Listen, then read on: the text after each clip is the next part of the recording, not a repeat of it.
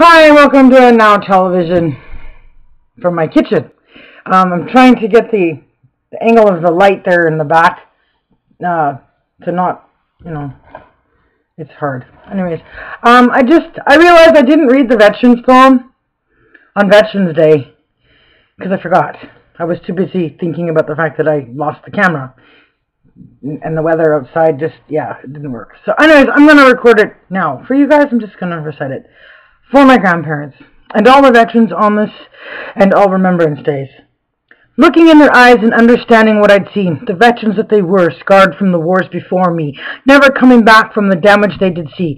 Looking in their eyes, understanding what I'd seen, the family that was lost from the distance those wars cost. Grandparents hard to love because of the high cost. The difference of our worlds from the state of point of view. The poppies that I see hurts the love inside of me. For the people that I lost who were way too old to see the limit of their love towards the granddaughter in me.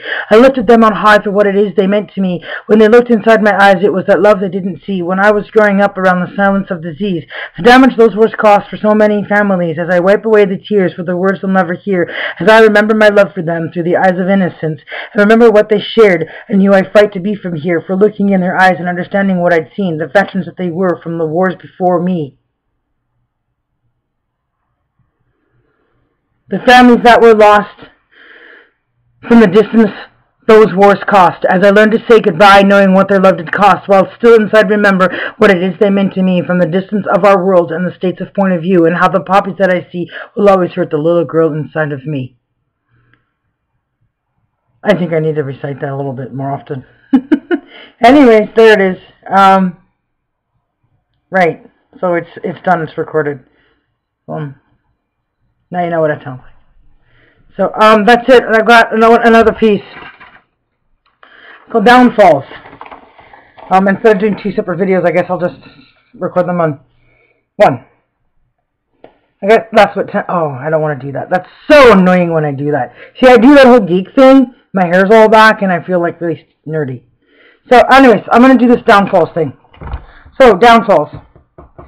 Now, I wrote this as a teenager, like long time ago, but it still fits today. People younger than myself, even my age, in all kinds of circumstances with broken relationships and stuff. So it goes like this. Downfalls. I'm in shock. I've let it happen again. Only this time the guy left me a tip. I don't want to believe that this has happened to me. I had plans for my future and this wasn't it. Another guy took me again. Another guy down another dead end. Another guy took me again. Another guy just a one-way friend. I'm confused about what I feel until the moment that it's real. Then I know I want to let it all go and bring it to an end. And maybe have some self-respect again. Except the cycle always wins. Question mark. I don't want to be hurting, but the fear of being alone never goes away. My heart wants a home, some place to call her own. So in another man's arms I lay, trying to find a place my heart can stay. Another guy took me again, another ride down another dead end. Another guy took me again, another guy just a one-way friend. I'm angry about the fact that you're not the only one to blame. I'm angry because now it's too late for me to change. The actions that have been done, I feel is what I've become. No longer will I be able to follow my dreams of success, for this time my actions have caught up with me in full. I cannot blame this mess on the innocent life that grows inside of me. It's my fault. I never stopped to consider the downfalls and what they might be. I don't understand why I didn't think first, but when it came to men, that was always my curse. I always fell for the ones I thought I could change, but in the final end, I was the one who paid the price time and time again. Another guy took me again, another ride down another dead end. Another guy took me again, another guy just a one-way friend. The whole thing has left me feeling like I've lost control over myself, my feelings, my life, and my soul. I'm ashamed about the fact that I have to live to face when I go home, what my family and friends will think when they take a look at me. They'll talk to each other as though I'm not there. For someone so smart, she sure was stupid. How disappointing to see her end up in such a mess. Oh, how they will never look at me the same, and I have no one else but me to blame. Another guy took me again, another ride down another dead end. Another guy took me again, another guy just a one-way friend. It's dedicated to the girls I stayed with many years ago in a homeless shelter for young pregnant women and transients like myself. at the time, in London, Ontario, and so I put it in the book that I haven't published yet, but I assume will get published at some point. It's like a semi-autobiography of my life and my travels in Canada to show just how much of this place I've seen and lived through, actually going and being and living. And now I've outgrown the place and I got to move to the next country.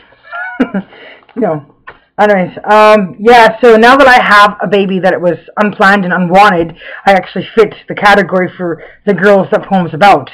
However, the other part of the poem isn't just about pregnancies, unwanted babies. It's about being taken and had because you're looking for love in all kinds of places, and it's always the wrong direction. And then you just find that you wake up in the morning after or sometime, like, oh, I can't think of her song. Never mind. Anyways, it just reminds me of a song. You know how, you always think you can change the guy and make him better, but you can't, right? Or you have to learn to live with the consequences of what waking up and having to live with yourself for a decision you made quickly the night before is about. But, I mean, yeah, so I think it's quite self-explanatory. But there's me. That's my 6-minute spiel. 10 seconds to go. So that's my daily thing. I hope everybody read all my earlier Twitters for, my daily scriptures and stuff. And Oh Holy Nation, the song I do have recorded somewhere in my YouTube videos. I don't have a newer version of it. I don't feel like playing it today. So, that's it. Peace out, Superwoman.